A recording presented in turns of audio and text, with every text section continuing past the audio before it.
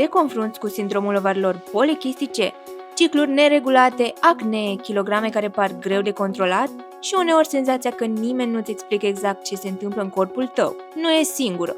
Pentru foarte multe femei, aceste lucruri au legătură cu dezechilibrele hormonale și cu modul în care insulina influențează întregul sistem hormonal. Atunci când insulina nu funcționează în echilibru, corpul feminin începe să transmită semnale care pot deveni frustrante și greu de înțeles.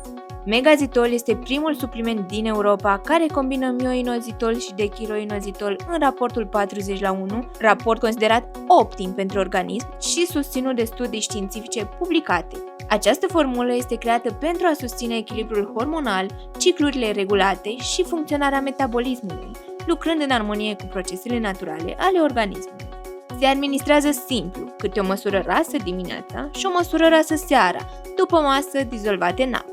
Dacă vrei să afli mai multe despre cum funcționează formula 40:1, intră pe site-ul nostru